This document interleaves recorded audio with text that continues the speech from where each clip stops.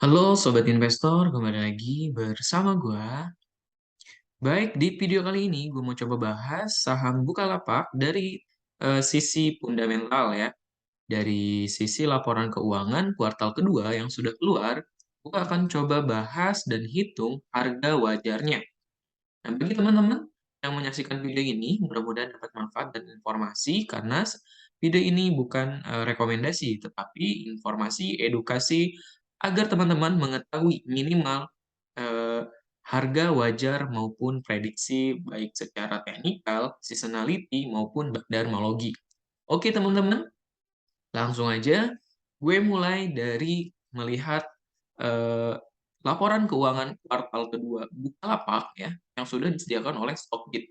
Jadi teman-teman tinggal masuk Stockbit, kemudian cari buka kode saham Bukalapak, kemudian key stat, dan di sini kita disuguhkan ada revenue dan net income yang terbaru yaitu kuartal 2 2022. Nah, revenue Bukalapak itu naik ya sebesar 100,5% ya. Ya, 100% lebih dari 440 miliar ke 903 miliar. Akan tetapi kenaikan net income ini, kenaikan pendapatan ini tidak dibarengi dengan net income. Artinya ada penurunan net income atau laba bersih keuntungannya itu turun sebesar 1.244%, artinya masih merugi. Nah, bagaimana nih ke depannya? Apakah kerugian ini makin bertambah atau seperti apa? Ya betul, Bukalapak masih memang menyediakan diskon-diskon, kemudian event-event, jadi memang masih merugi. Kemungkinan pendapatan yang meskipun ini plus ya pendapatannya, tetapi dengan operasional yang begitu banyak yang dikeluarkan, modal yang begitu banyak, itu menggerus keuntungan sehingga masih dikeluarkan atau masih merugi gitu ya. Oke, tetapi nggak apa-apa, dengan harga sekarang itu kemarin ditutupin 2,52% atau turun ke 310 harganya. Kita langsung hitung aja ya, dari rasio-rasio keuangan yang gue udah gue kumpulkan. Jadi teman-teman kalau misalkan punya rasio keuangan yang perhitungan harga wajarnya punya sendiri ya silahkan. Ini gue pakai yang lebih simple, akurat, dan tepat menurut gue ya. Buka harga saham hari ini di 310 di tanggal 9 Agustus ya. Laba atau revenue naik 100%, kemudian net income turun ya sebesar 1.244% ya, merugi di rasio 4, dividen belum ada, EPS 74,58, ROA di 2273, ROE di 2387, ROA dan ROE itu bagus ya karena memang pendapatannya juga naik. Tetapi net income masih belum menunjukkan angka yang plus atau masih merugi. PBV di 0,99 kali. Nah, harusnya Bukalapak ini dihargai di 2,3 kalinya harga wajar ya, harga bukunya. Karena ROE-nya PBV-nya gue sesuaikan dengan ROE ya. Kemudian harga bukunya di 313. Maka didapatkan harga wajar versus ROE dan PBV itu di 700-an. Dan menurut per kali PBV, Bukalapak juga masih murah. Nah, ini juga kesempatan kalau menurut teman-teman yang cenderung untuk yakin untuk Bukalapak ke depannya masih bisa growth, tumbuh. Nah, saham-saham yang masih merugi ini tinggal tunggu aja nih laporan keuangannya plus atau untung pasti langsung melejit naik. Itu beberapa saham yang gue amati ya, seperti itu. Kemudian menurut metode Graham itu di 724. Apa margin safety di 134%. Wow, lumayan ya.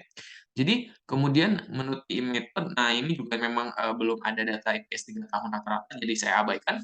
Dan menurut apa namanya, min PBB 3 tahunnya juga belum ada karena baru IPO. Dan gue coba abaikan, di sini gue rata-ratain ya. 4, nah ini aja dulu. Ya, jadi punya margin 56% atau sekitar, ini sudah konservatif banget, bahwa Bukalapak harusnya dihargai di 484 menurut perhitungan kuartal kedua ini ya. Jadi ya optimis kalau menurut gua masih ada perubahan ketika laporan keuangan minus. Bukalapak itu nggak rugi kok, maksudnya nggak tutup kok, masih ada. Kemudian masih berjuang untuk sebagai apa namanya, salah satu tempat belanja online gitu kan, masih ada, masih jualan, kemudian prediksi stoknya juga lebih optimis lagi, yaitu di 582. Namun kalau menurut gue di 484 menurut sangat konservatif, seperti itu ya. Jadi marginnya masih 50%-an. Kalau misalnya mau dicicil ya silahkan, ini sangat bagus tapi dengan pertimbangan sendiri.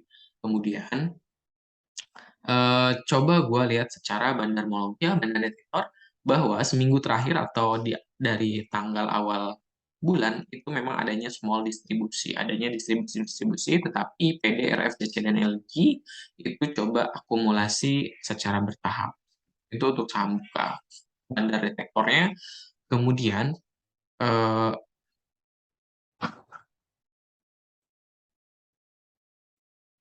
Nah, selanjutnya, penurunan sebesar 2,51% kemarin itu memang ditandanya asing yang 2 bulan ini itu menjual saham buka atau terus distribusi begitu banyak. Tetapi jika dilihat di bandar homologi ya, ya itu tadi ada PDX, CNI juga memang akumulasi bertahap meskipun tidak banyak, tetapi CC, YU, JTBK itu distribusi begitu besar terhadap saham buka ini.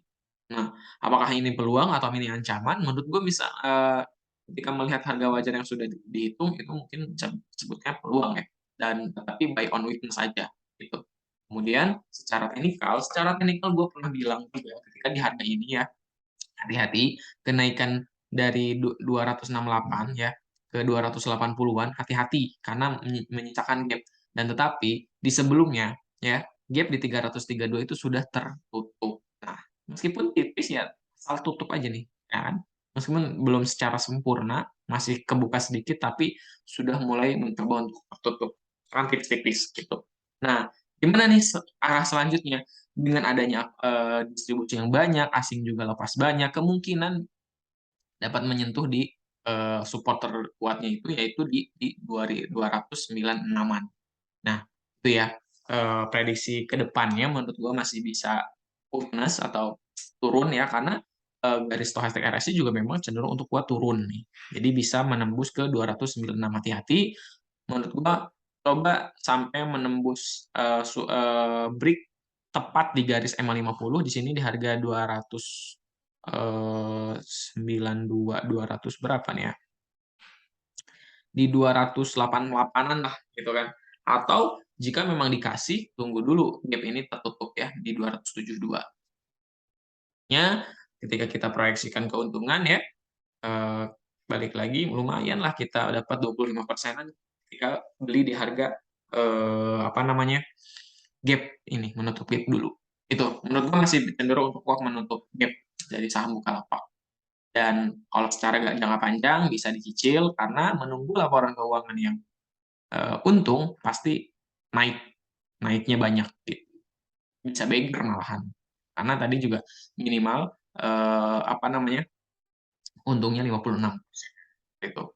Oke, nah ini juga kalau coba gue lihat secara seasonality belum tersedia ya, belum tersedia, datanya belum terlalu banyak, dan bandarmologi, bandar detektor, forens, sell atau buy juga sudah gue lihatkan. Intinya prediksi stok 528, 582, prediksi gue di 484 ya, minimal di 450 lah, kita sudah punya cuan yang begitu banyak.